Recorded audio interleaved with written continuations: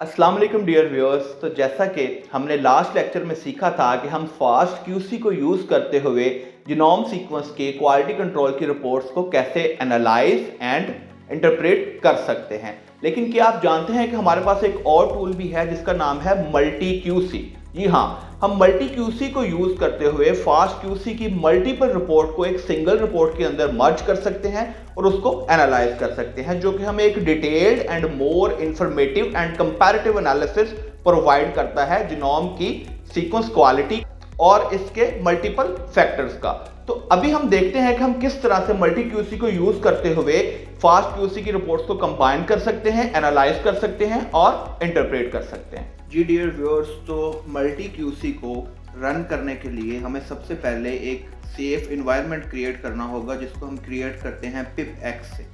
तो सबसे पहले हमें pipx को इंस्टॉल करना है और फिर उसके अंदर हम मल्टी क्यूसी को इंस्टॉल करके रन करेंगे। तो सबसे पहले हमें ओपन करना होगा WSL को, जो कि विंडोज़ सब सिस्टम फॉर लिनक्स है, और इसको इंस्टॉल करने के लिए हम पहले एक वीडियो बना चुके हैं कि आप अपने विंडोज़ बेस्ड सिस्टम के अंदर लिनक्स टर्मिनल को किस तरह से रन कर सकते हैं। तो मैं यहाँ से अपना जो WSL का टर्मिनल है वो ओपन करता हूँ। WSL का टर्मिनल ओपन करने के बाद सबसे पहले हम इसमें pipx को इंस्टॉल करेंगे, जो कि एक सेफ इन्वायरमेंट प्रोवाइड करेगा, एक आइसोलेटेड इन्वायरमेंट प्रोवाइड करेगा, जिसके अंदर हम अपने मल्टी क्यूसी को रन कर सकते हैं।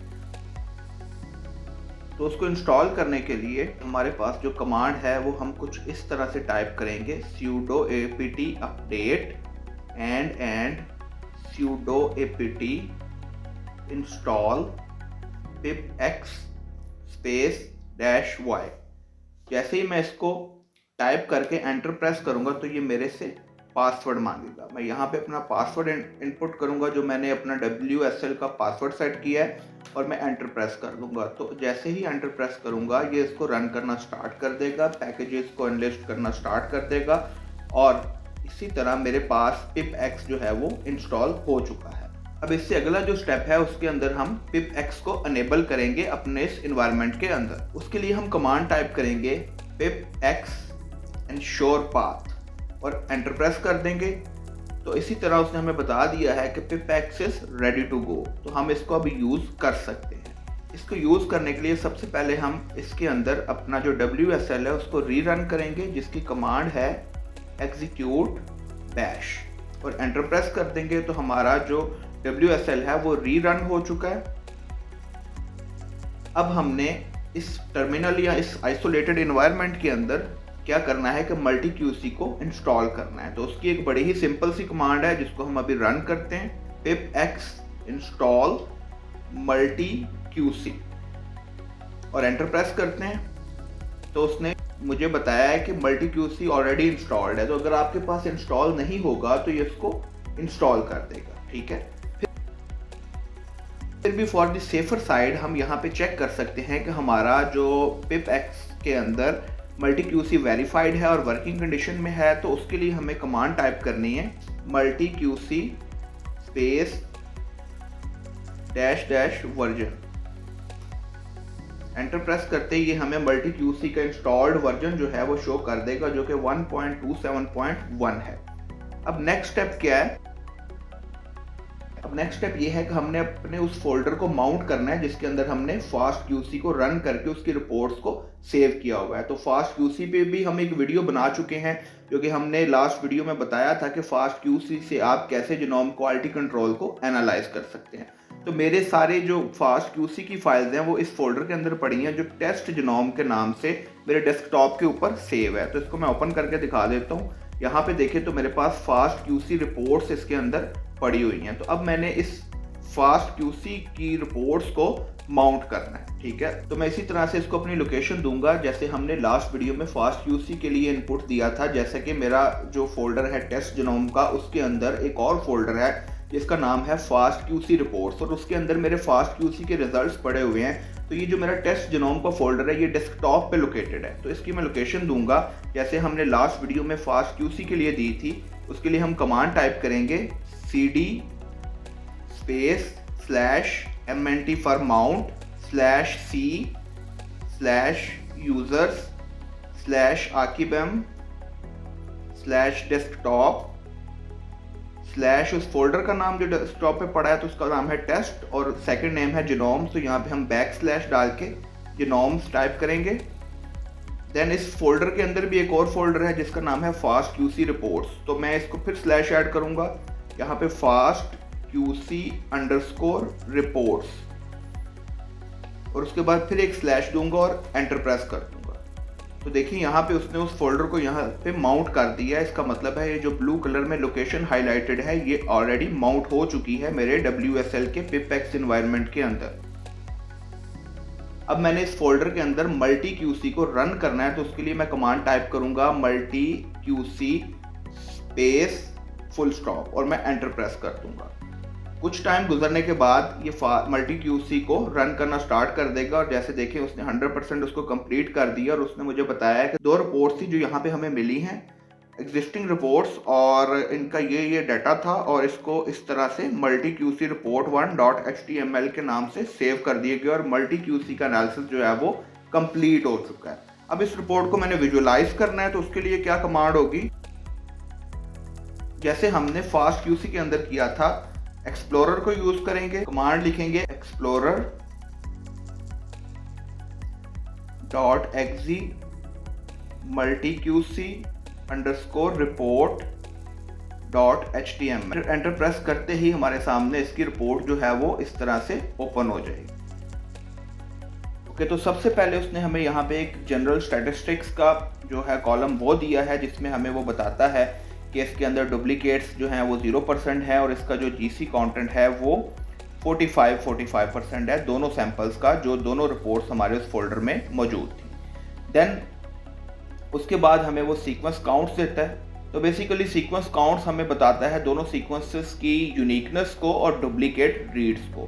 तो यहाँ पे देखिए दोनों सीक्वेंसेस की जो यूनिक रीड्स हैं वो 100% है और कोई भी डुप्लीकेट रीड्स नहीं है। तो दैट मीन्स कि हमारे जो दोनों हमारी फास्ट क्यूसी की रिपोर्ट्स हैं वो दोनों ही हाई क्वालिटी रिपोर्ट्स हैं, इसके अंदर कोई भी डुप्लीकेशन मौजूद नहीं है।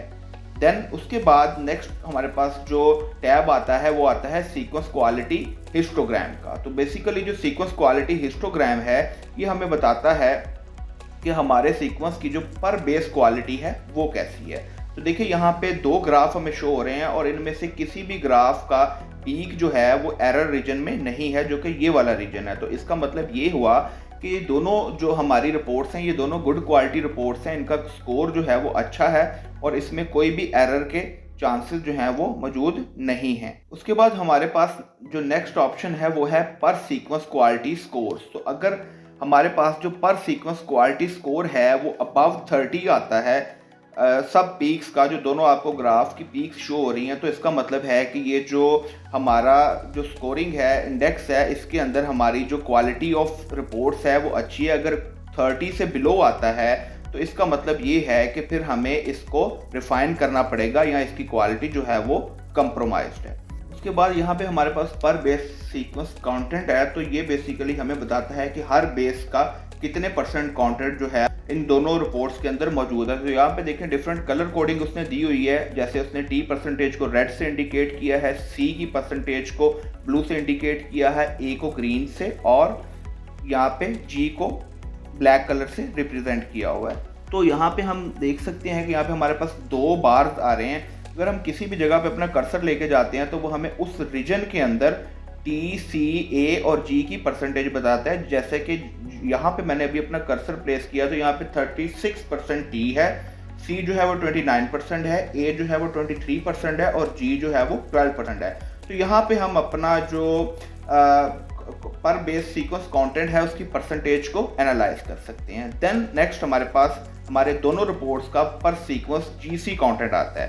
तो यहाँ पे भी 2 ग्राफ हमें शो होते हैं जो कि हमें लेफ्ट साइड पे बार स्कोर को इंडिकेट करते हैं और नीचे जो है हमें इसके सीक्वेंस की GC % को इंडिकेट करता है। और अगर हम कहीं भी अपना कर्सर लेके जाते हैं तो हमें उसकी % देता है, जैसा कि ये हमें शो हो रहा है कि इन दोनों सीक्वेंसेस की जो GC कंटेंट की % है वो 30 से 60 के दरमियान वेरी कर रही है और मैक्सिमम जो है हमें इसके अंदर 45% GC कंटेंट जो है वो शो किया जा रहा है।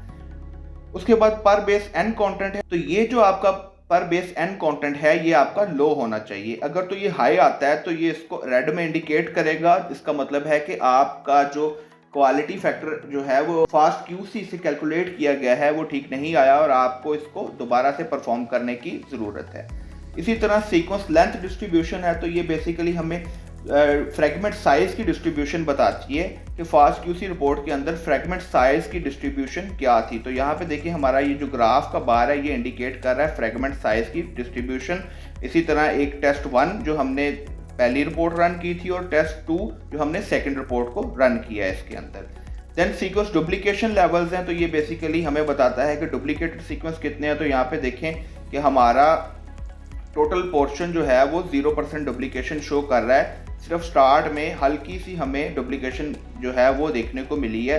इसका मतलब ये हुआ कि ये जो हमारी फास्ट क्यूसी रिपोर्ट रन हुई है it is of good quality.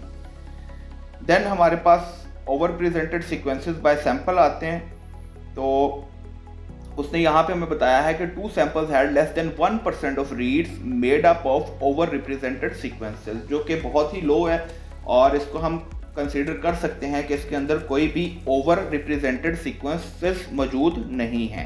Then adapter content आता है हमारे पास, तो ये जो अडाप्टर कंटेंट है ये बेसिकली इंडिकेट करता है कि हमारे दोनों सैंपल्स के अंदर अडाप्टर सीक्वेंसेस कहाँ पे प्रेजेंट है। और अगर ये 0 या नियरेस्ट टू 0 है तो that is the best quality ideal report, लेकिन अगर ये अबाव 200 जाते हैं तो फिर हमें उसको रीपरफॉर्म करने की ज़रूरत है, फिर उसके अंदर अडाप्टर सीक्वेंसेस मौजूद हो सकते हैं। तो यहाँ पे देखिए हमारा जो मैक्सिमम है वो 0 के आसपास हमें नज़र आ रहा है, 0.17% है, 0.19% है। तो इस तरह यहाँ पे नियरेस्ट टू 0 अडाप्टर सीक्वेंसेस मौजूद हैं। जी डियर व्यूअर्स, तो आई होप कि आपको मल्टी क्यूसी को यूज़ करना आ गया होगा और आप अब मज़ीद डिटेल्ड जो रिपोर्ट्स हैं फास्ट क्यूसी की उनको आप एनालाइज एंड इंटरप्रेट कर सकेंगे। तो मिलते हैं अब नेक्स्ट वीडियो में। अपना बहुत सा ख्याल रखिएगा और हमारे चैनल को लाइक और सब्सक्राइब कर दें ताकि आपको मज़ीद informative videos related to advance bioinformatics मिलती रहें।